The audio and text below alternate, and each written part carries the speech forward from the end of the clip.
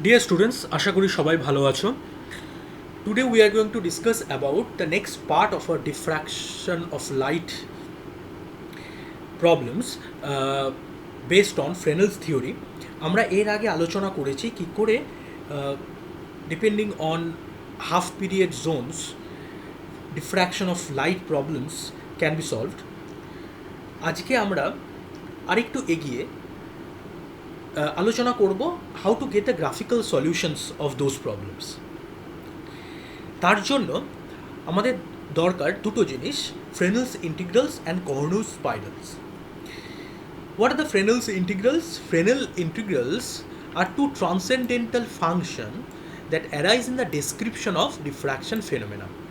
And as I said, they are used to find the graphical solution of diffraction problems. এবং এই প্রবলেমগুলো solve করতে গেলে graphically solve করার সময় Cornu's spiral is a graphical aid for evaluating those Fresnel integrals. The diffraction problem could be problems like diffraction from slits, barriers and opaque strips. Before going into the Fresnel's integrals, before going into the derivation of Fresnel's integrals, আমরা আগে আলোচনা করে নিই about Cornu's spiral. Suppose we are given a narrow slit illuminated by a light of wavelength lambda. Now we need to find graphically the effect at some point P0 on a screen due to the cylindrical wavefront coming from that slit. So, in order to make the problem a little bit simple, we shall take the transverse sections of the slit and the wavefront at some instant using a horizontal plane through that point P0, through the observation point P0. এই ফিগারে S এবং PAQ, this one, PAQ. This two gives me the transverse section of the slit and the wavefront at some instant using one horizontal plane through P0. Okay. Now we are talking about Fresnel's integrals, right? তার মানে the amplitude or the intensity is to be given in the integral form. এবারে আমরা integration কি করে করি? We take small sections, then we add the effect due to all those small sections, and finally if the number of small sections goes to infinity, then we replace the summation by a continuous integration. ঠিক এখানেও আমরা ঠিক সেরকমভাবেই এগোবো. আমি এই wave ফ্রন্টটাকে ছোটো ছোটো অংশে ভেঙে নিলাম. কীরকম ছোটো ছোটো অংশে? না, which will be my half period elements like AB, like BC, like CD and so on for one half of the wavefront. For the other half it will be AB1, B1C1, C1D1 etc. এইবারে আমি এই প্রত্যেকটা ওয়েভফ্রন্টের সেকশনগুলোকে like AB, like BC, like CD etcetera এইগুলোকে প্রত্যেকটা half period এলিমেন্টসগুলোকে আমরা ডিভাইড করব, will be divided into number of strips. So obviously the biggest element AB, ধরা যাক সেটিকে আমরা ভাঙলাম 8খানা স্ট্রিপে. We divide the element AB into 8 strips and so on. Now we have already discussed that as we move from AB to BC, that is as we move from one half period element to next half period element, there will be a phase change of pi. In other words, as we proceed from the first strip to the last strip of one half period element, then the phase will gradually change from 0 to pi. ঠিক? Okay, now we are supposed to find the amplitude at some point p0, এবং আমি যে বললাম আমরা এটা বের করব by summing up all the individual amplitudes of these strips, and hence using the individual amplitudes of different half period elements. প্রথমে প্রত্যেকটা ছোট ছোট সাবডিভিশনসগুলোর অ্যাম্প্লিটিউডটা ইউজ করে আমি একটি হাফ পিরিয়ড এলিমেন্টের জন্য অ্যাম্প্লিটিউড পাবো অ্যাট p0, তারপরে প্রত্যেকটা হাফ পিরিয়ড এলিমেন্টের অ্যাম্প্লিটিউডগুলোকে সাম করে আবার পুরো ওয়েভ ফ্রন্টের জন্য এফেক্টটা অ্যাট p0-তে পেয়ে যাব। Now let us concentrate on figure 2। আমি 8খানা স্ট্রিপে প্রথম হাফ পিরিয়ড এলিমেন্ট এ বিকে ভাগ করেছি। ধরা যাক প্রথম স্ট্রিপের জন্য the amplitude is OA, the amplitude for the first half period element, for the first strip of the first half period element is OA, এবং এটাকে আমি একটি ভেক্টর সাইন দিয়েছি কারণ দিস ইজ ভেক্টর অ্যাম্প্লিটিউড। তাহলে আমি একটা একটি করে যখন স্ট্রিপ ধরে ধরে এগোবো তখন because of change of the phase এটি একটু একটু করে ঘুরতে থাকবে, কারণ for the last strip GB যার ফেজ চেঞ্জ পাই হয়ে গেছে সেইটা will be in opposite direction to the first strip OA। এর জন্য যে OAটা the amplitude due to the first strip, এবং GB the amplitude due to the last strip, সেই তারের ডিরেকশন দুটো অপোজিট হবে, তার মানে এটা ধীরে ধীরে আস্তে আস্তে ঘুরে যাবে, ঠিক? এবং এদের অ্যাম্প্লিটিউডগুলো ধীরে ধীরে কমবে বিকজ অফ দ্য অবলিকুইটি ফ্যাক্টর। তাহলে the resultant amplitude at p0 due to the secondary waves from first half period element is therefore represented by OB. What is OB? This one is OB. This one, right? This one is OB. আমি প্রত্যেকটা স্ট্রিপের জন্য অ্যাম্প্লিটিউডগুলো পেয়েছি এবং তাদের phase চেঞ্জের জন্য তারা একটা রোটেশন নেচার আমাকে প্রোভাইড করেছে, বিকজ প্রথম স্ট্রিপের জন্য যে ডিরেকশনটা হবে রেজাল্টেন্ট অ্যাম্প্লিটিউডে, লাস্ট স্ট্রিপের জন্য তার ডিরেকশনটা will be completely opposite, that means this two will be anti parallel to each other, এবং এই ওবিটা will give me the resultant amplitude due to the first half period element. Similarly for the second half period element যদি আমি এটাকে 4 ভাগে ভাগ করি, 4টি স্ট্রিপে ভাগ করি, তাহলে তাদের রেজাল্টেন্ট অ্যাম্প্লিটিউডটা again will be given by BA1, A1B1, B1C1, C1C finally, এবং B1A এবং C1C এদের direction will again be opposite to each other, এবং এরাও একটা রোটেশনাল নেচার দেবে because of the continuous change in phase. Okay, তাহলে এইভাবে আমি যদি একটি করে করে হাফ পিরিয়ড এলিমেন্টে এগোতে থাকি এবং গ্রাফিক্যালি সলিউশনটা দেখি, তাহলে আমরা দেখব যে ধীরে ধীরে এর একটা স্পাইরাল নেচার আসছে, ঠিক? এবং আরেকটি গুরুত্বপূর্ণ ব্যাপার, আমাদের এক্সপেকটেশন কী ছিল? আমরা আগে দেখেছিলাম if A1 is the amplitude due to the first half period zone and A2 is the amplitude of second half period zone, then the resultant amplitude is A1 minus A2, which means the combined effect due to the first two half period element or first two half period zone is less than the effect due to only first half period zone.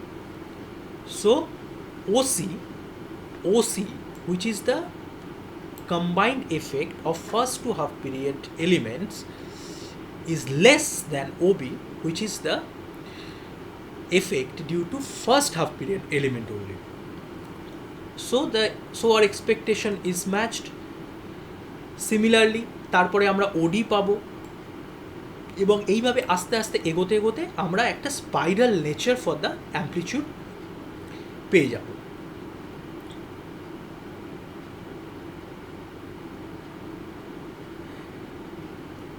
The point to be noted is that as the amplitude due to consecutive strips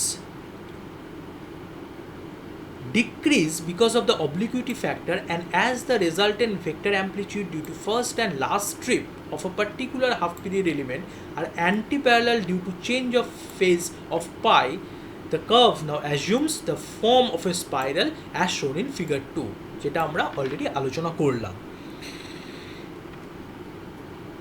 Now if the number of those strips in the half period in one particular half period element, and thereby for all the half period elements, যদি এই number of strips are increase, then the change of phi, then the change of phase will not remain abrupt, rather the change of phase will be continuous।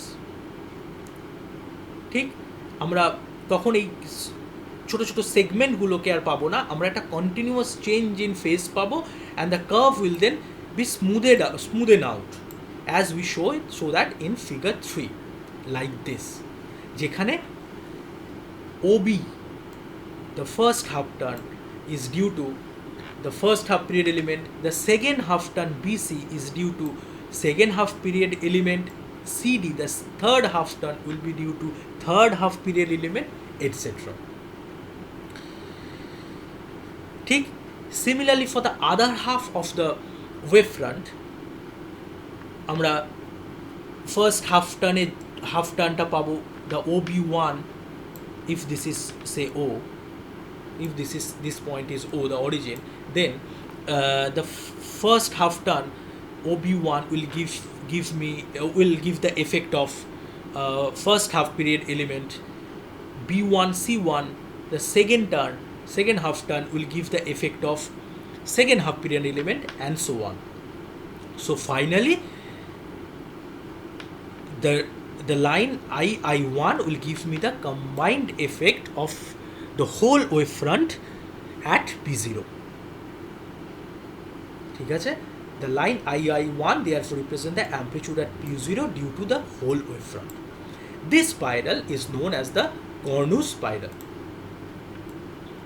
The mathematical form of them will be given by Fresnel integral, and we will see that in the next section. Okay, so if the first half is completely clear, let me now discuss the Fresnel's integrals and how they can solve different diffraction problems, and that they indeed describe mathematically the Cornu spiral.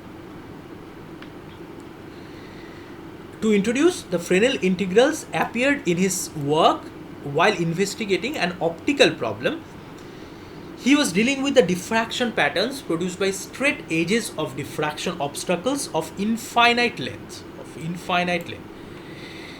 He derived the relative intensity on a screen using the section of cylindrical wavefront by a plane at right angles to the diffraction obstacle, just as we have seen for the Cornu spiral. তাহলে এরকম একটি figure আমি ভেবে নিতে পারি, যেখানে S is the section of the linear source of light, AL, this is S, AL, this one is the section of the diffraction obstacle, PAQ, this one, PAQ is the section of the wavefront, and PM, PO, PM prime is the section of the screen.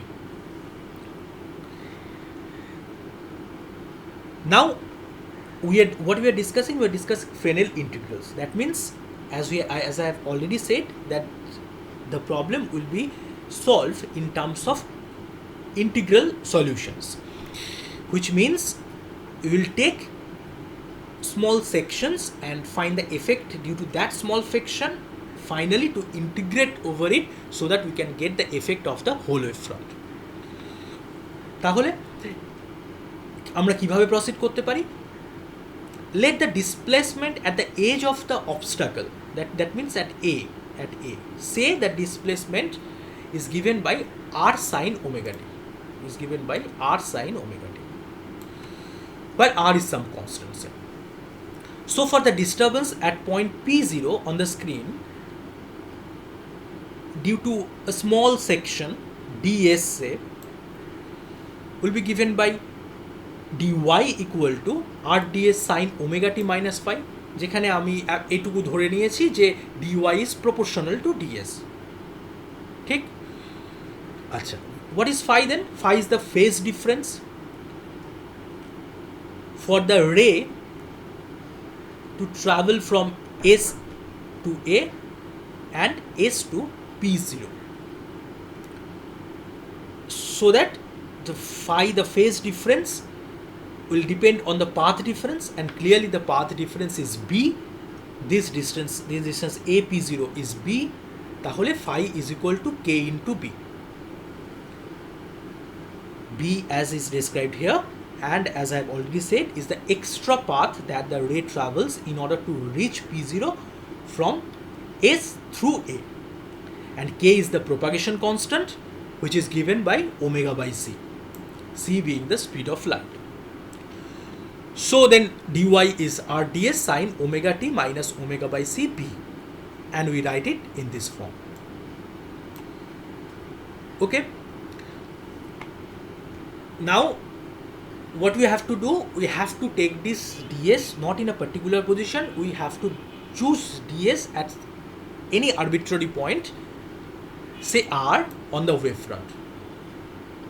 What is r? This point is r, এবং আমরা এইখানে ds এলিমেন্টটা choose করেছি। তাহলে proceeding in the same manner, we need to find the path difference so that we can find the phase difference, and we are provided with the path difference for the rays to travel from A to P0 and R to P0, and that path difference is delta.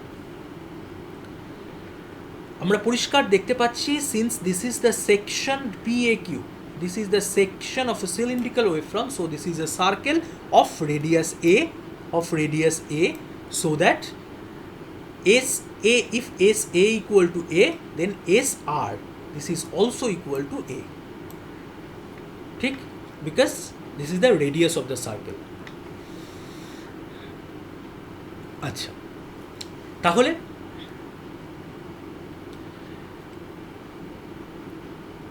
dy for the element ds at r will be given by r ds sin omega t minus b plus delta by c, because b plus delta is now the extra path traveled for the ray to reach P0 from S through R, right? Considering delta to be the path difference for the rays AP0 and RP0, which I have already specified. So our first job is to find delta. Again, let us get back to this figure. Using this triangle S P0 R, using this triangle, we see that RP0 square is nothing but SP0 square plus SR square minus 2 SP0 into SR into cos of angle between them, that is cos of theta. ঠিক? Using the triangular rule. So RP0 is nothing but B plus delta whole square. SR is nothing but A. SP0 is nothing but A plus B. So the equation takes this form, where we have approximated cos theta to be 1 minus theta square by 2, assuming theta to be small. Why this approximation is quite valid? Because as we have already seen that these half period elements are very less, and because of the obliquity are very small, and because of the obliquity factor, as we move for higher and higher half period elements, due to the obliquity factor, the effect at the observation point becomes very small. So the theta to be small, this approximation is more or less valid. Now what is theta? Theta is, if you look at the figure, theta is nothing but the arc length S divided by A. So we write this equation in this form. Right? Now since theta, we have approximated theta to be small, so the arc length AR in that figure is also small. So the path difference delta is also very small, so that we can safely neglect terms like delta square in this expression. Now simplifying that expression, we can easily get delta to be in this form. Now we have already expressed dy in equation 1. So now dy is simplified in this manner, where one point that is to be noted is that we have not used the concept of half period elements here yet. Fresnel's objective, what was Fresnel's objective, was to reach an integral form for such diffraction problems, and thereby he chose small elements ds to find resultant amplitude and intensity in the integral form. However, as we shall finally see, that those integral forms of intensity are nothing but the mathematical form for the Cornu spiral which were derived on the basis of half period elements.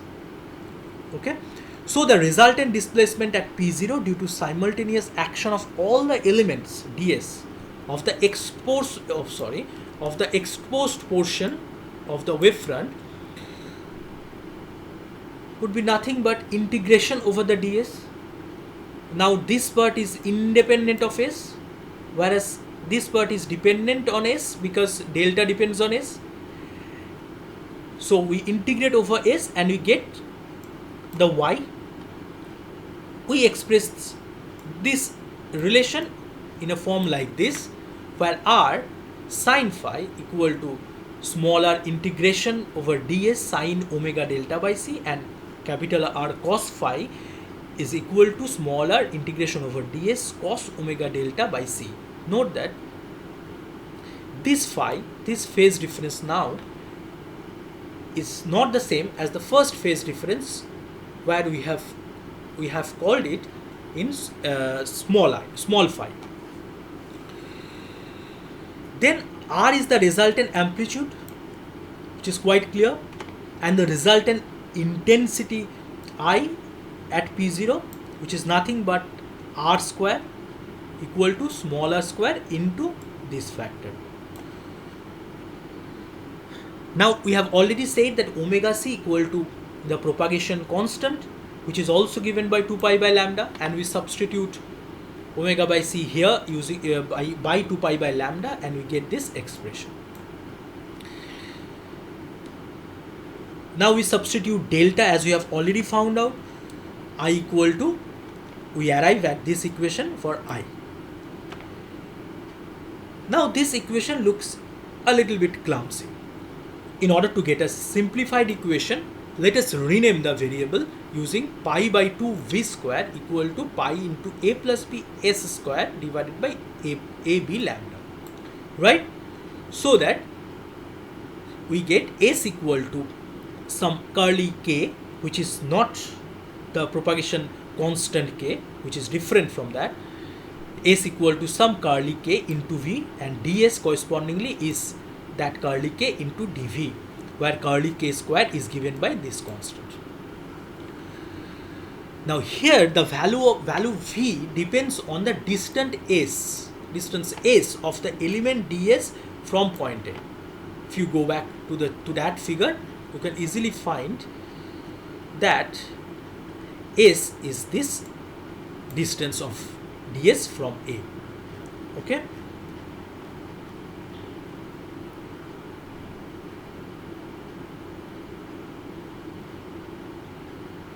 Okay. So S being the distance of the element ds from point A, we get the resultant intensity at P0 on the screen due to the secondary wavelets coming from an exposed portion of the wavefront, and that will be determined by the limits of V corresponding to that relevant portion of the wavefront. So we have to carefully choose the limit on V so that we get the effect at the observation point due to the exposed portion of the wavefront. So finally the expression for I looks like equation number 6. Now looking at this expression, if we call x and y to be the algebraic sums of all the disturbance components along the two rectangular directions, the resultant amplitude r will then be given by r square equal to x square plus y square. If we call x to be the resultant components of the disturbance along the two rectangular directions. Okay, so then I will be some constant into r square, which is nothing but x square plus y square. So from this expression 6, we can write that x equal to x and y to be given by equation 7a and 7b. These two integrals are known as the Fresnel's integrals. Okay.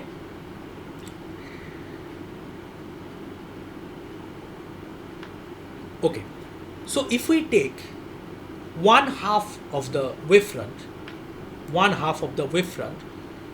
then that should be determined, the effect should be determined by taking the limits of V from 0 to infinity. If you again go back to figure number 4, and that can obviously be determined using the standard form of the integrals, this one. So to get x equal to y equal to half, and the intensity at P0 will then be proportional to the sum of the squares of the values of the two integrals 7a and 7b. আমরা আগেই কি আলোচনা করলাম যে x and y are determined by the extent of the exposed wavefront under consideration, for which we intend to find the intensity. Now on the other hand, we can also think of x and y to be coordinates of a point. কিরকম? Say we take one point on the resulting curve set. আমরা ইন্টিগ্রেশনটা solve করে যে different values of V use করে as the limiting values use করে আমরা যে পয়েন্টসগুলো পেলাম X and Y, we can consider to be some points in the coordinate plane. Say like this, say this is my coordinate plane, and আমরা যে কোনো একটা পয়েন্ট সলভ করে একটা এখানে আমরা এক্স অ্যান্ড ওয়াই পেতে পারি, রাইট? এখানে আমরা এক্স অ্যান্ড ওয়াই পেতে পারি।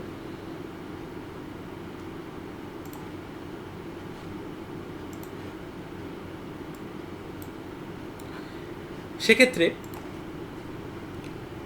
আমার রেজাল্টেন্ট অ্যামপ্লিটিউডটা কী হবে?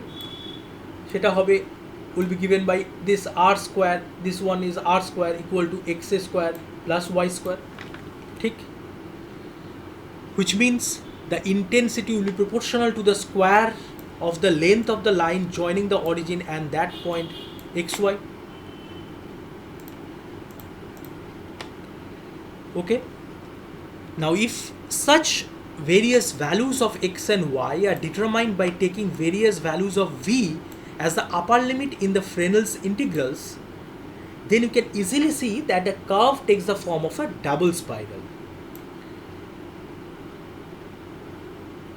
Double spiral because we can also take the other half of the wavefront, so we get a spiral in the opposite quadrant as well.